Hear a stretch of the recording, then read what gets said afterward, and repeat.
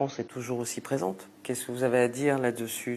Je trouve que ceux qui en parlent ne connaissent pas les mécanismes et ne font aucun effort pour connaître ces mécanismes. Je considère que pour un problème aussi important, si quelqu'un veut se prononcer, à mon avis, la chose la plus simple, c'est d'essayer d'avoir toutes les informations qui peuvent lui permettre de pouvoir avancer ce qu'il a à dire. Et pour comprendre, comme je dis, il y a les textes, il y a aussi les hommes qui ont construit cette monnaie depuis le début jusqu'à aujourd'hui. Il y en a qui ne sont plus aux affaires, il y en a qui sont aux affaires, mais ils sont là, ils sont nombreux. Quand je prends par exemple au niveau de la Banque centrale, Dieu merci, c'est le premier gouverneur Aboulaye Fadiga, paix à son âme, qui n'est plus, tous les autres sont là. Et aujourd'hui, il y a à la Banque centrale tous ceux qui peuvent parler de cette monnaie.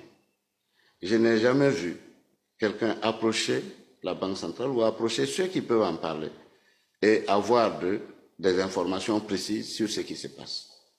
Je n'ai pas le sentiment non plus que même nos partenaires, les Français, aient été approchés d'une façon ou d'une autre pour connaître la réalité. À partir de ce moment-là, quelqu'un ne peut pas parler de quelque chose qu'il ne connaît pas. Et c'est le reproche qu'on peut leur faire éventuellement. Ils ne connaissent pas et je ne pense pas qu'ils aient envie de connaître. Ce qu'ils veulent, c'est de dénoncer. Mais quand on dénonce, justement, on prend soin de ne pas avoir d'arguments contre, parce que c'est ça qui vous freine dans votre élan de dénonciation éventuellement. Alors, le rôle de la France ne joue aucun rôle qui peut permettre d'articuler directement le franc CFA. Parce que c'est la monnaie des Africains. C'est les Africains qui l'ont géré, qui l'ont mise en place, qui l'ont géré et qui continuent de le gérer, le franc CFA. Quel est le rôle de la France aujourd'hui? La France s'est proposée pour la convertibilité de la monnaie en demandant qu'un certain nombre de dispositions soient prises. Cette disposition, c'est la contre-garantie qu'ils souhaitent et c'est ce qui explique l'existence du compte d'opération. On aurait fait avec une banque commerciale, avec un autre pays, que ce serait exactement le même dispositif. Aujourd'hui, vous ne pouvez pas demander à quelqu'un de vous garantir quelque chose en ne donnant pas les éléments qui peuvent lui permettre de le garantir éventuellement. Donc c'est ce qui se passe. Alors il y a toutes sortes d'interprétations sur le compte d'opération qui ne sert pas les pays, dont la France, qui est utilisé par la France.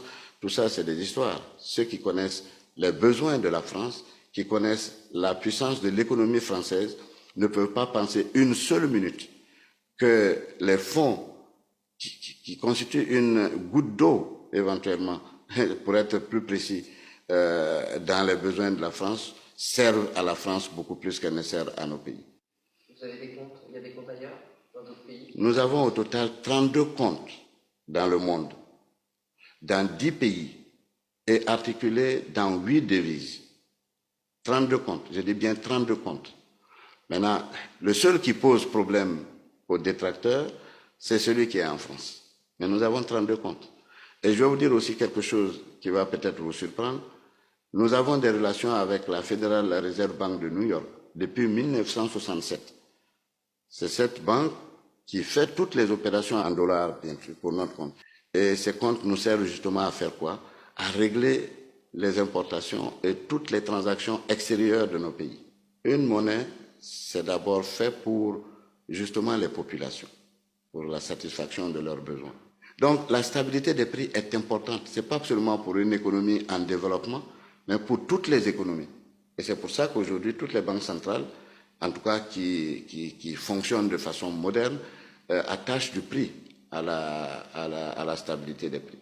Et encore beaucoup plus dans nos pays, parce que les revenus ne sont pas très élevés, et le minimum qu'il faut pour vivre aux gens, il ne faut pas que les prix augmentent tous les jours, parce que non seulement ça ne permet pas à l'économie de croître, mais ça ne permet même pas aux gens de maintenir leur pouvoir d'achat. Donc ça, par exemple, nous en tenons compte. Et en faisant quoi? En luttant contre l'inflation. Parce que si vous regardez les économistes, tous les économistes vous le diront, tous les partenaires vous diront, le taux d'inflation dans notre zone est un des plus faibles qu'il y a actuellement.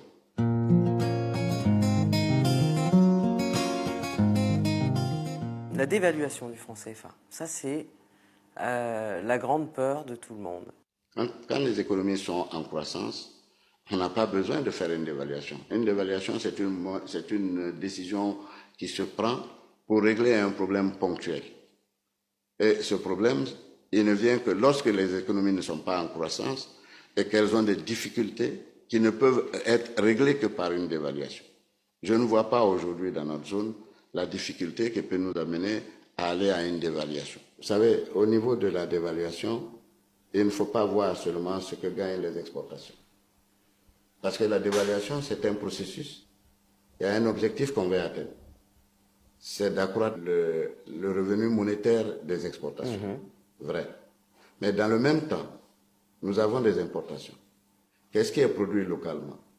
Il y a beaucoup d'importations. Il y a la composante alimentaire qui est une des plus importantes et qui fait qu'à un moment ou à un autre, si les importations alimentaires sont faites, elles coûteront plus cher dans le cadre d'une dévaluation. Donc là aussi, ça va poser quoi? Ça va poser des problèmes sociaux. C'est pour ça que nous disons, la dévaluation n'est pas la solution idéale. La solution idéale, c'est de faire de telle sorte que l'économie soit diversifiée. Et que dans la diversification, on ne soit pas dépendant d'un seul produit. On soit dépendant de plusieurs produits qui sont soit exportés, soit consommés localement. La monnaie n'est pas le problème. La monnaie aujourd'hui, c'est une solution. Les problèmes sont ailleurs. Ce qu'on dit aux populations, ce n'est pas la réalité.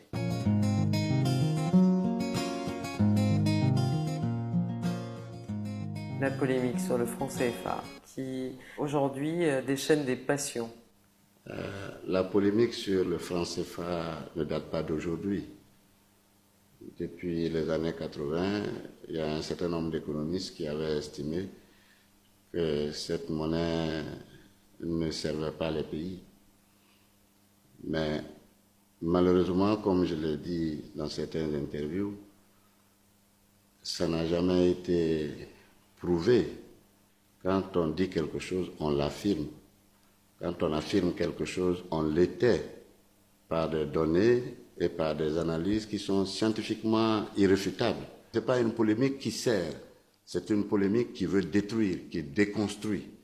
Et c'est ce que nous ne pouvons pas partager, bien sûr. Ce qui se passe maintenant, c'est que c'est une dénonciation qui utilise toutes les armes nécessaires pour pouvoir déconstruire le franc CFA. À tel point qu'on se demande à certains moments, est-ce que c'est vraiment le fruit d'une réflexion qui amène à ça? Est-ce que c'est d'autres motivations? On ne sait pas. Mais toujours est-il que si on recherche la vérité ou en tout cas la solution qu'il faut adopter, mais toutes les énergies peuvent converger pour trouver les solutions. Ce qui a été créé il y a 50 ans, aujourd'hui on a tout le mal qu'il y a, enfin on voit tout le mal qu'il y a à reconstruire quelque chose de similaire. Ça veut dire que on n'avance pas dans ce domaine-là, dans le domaine de l'intégration. Si on n'avance pas, il ne faut pas détruire ce qui a déjà été construit. Je prenais l'exemple de l'Afrique du Sud, en disant l'Afrique du Sud a connu l'apartheid, c'est peut-être une des pires des facettes de la colonisation. Mais quand la minorité blanche a cédé le pouvoir à la majorité noire, la monnaie n'a pas changé, le rand n'a pas changé. Le rand est resté toujours le rand. Et l'Afrique du Sud se reconnaît dans le rand.